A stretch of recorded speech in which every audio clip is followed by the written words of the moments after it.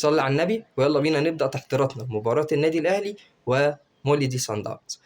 نادي الأهلي وصن داونز تعادلوا في بريتوريا 0-0. النتيجة مرضية للنادي الأهلي على الورق، ولكن نتيجة خادعة في المجمل. نادي الأهلي نجح في إن هو يفرض سيطرته على مولودي صن داونز في مباراة الذهاب، عمل انتشار جيد جدا للاعبيه في خط الوسط، بدأ يقلل من كافة الخطورة الهجومية، تمركزات دفاعية كانت أكثر من رائعة لدفاعات النادي الأهلي. مش بس كده، ده النادي الأهلي بداية من الشوط الثاني بدأ يكشر عن أنيابه الهجومية، وظهر النادي الأهلي أكثر من مرة وسجل هدفين، يمكن تم إلغاء الهدفين بداعي الأوفسايد. النادي الأهلي كان الأقرب للفوز، ولكن النتيجة انتهت 0-0. مباراة العودة حابب أقول لك إن هي مباراة هتكون صعبة على الفرقتين.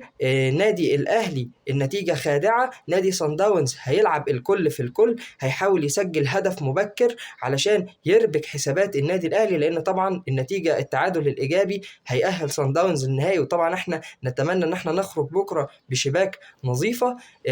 نادي صن داونز بكرة هيلعب على الأطراف أو هيلعب على الكرة المرسلة من الخلف للأمام عن طريق اللونج باس أو التشيب باس، فلازم لعيبة النادي الأهلي تتوخى الحذر في العمق الدفاعي، بالإضافة إلا إن باكات النادي الأهلي إن كان الباك رايت أو الباك ليفت يقفلوا تماما على الأجنحة أو الباكات.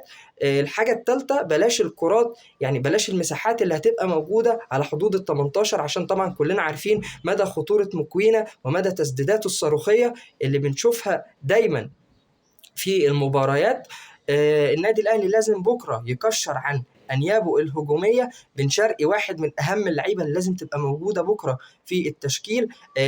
بن شرقي مش محتاج إن هو يكون بكرة كجناح على قد ما احنا محتاجين إن هو يضم في قلب الملعب، بالإضافة إلى إن جراديتشار مهاجم سريع ومهاجم حريف، محتاجين بكرة يعني نتمنى بكرة التوفيق لجراديتشار، ممكن نشوفه إن شاء الله بيسجل بكرة. إمام عاشور واحد من أهم العناصر اللي موجودة، أتمنى من إمام عاشور إن هو يسدد من خارج منطقة الجزاء، أتمنى إن إمام عاشور يربط بينه وبين بن شرقي لو ظهر بكرة في التشكيل، أو بينه وبين جراديتشار. طبعا طاهر محمد طاهر واللي ظهر في مباراة الذهاب وأدواره الدفاعية محتاجين بكرة زي ما انت اديت ادوارك الدفاعيه، محتاجين بكره نشوف الادوار الهجوميه هنا في القاهره. طبعا بنتمنى التوفيق للنادي الاهلي ونتمنى وصوله الى نهائي دوري ابطال افريقيا.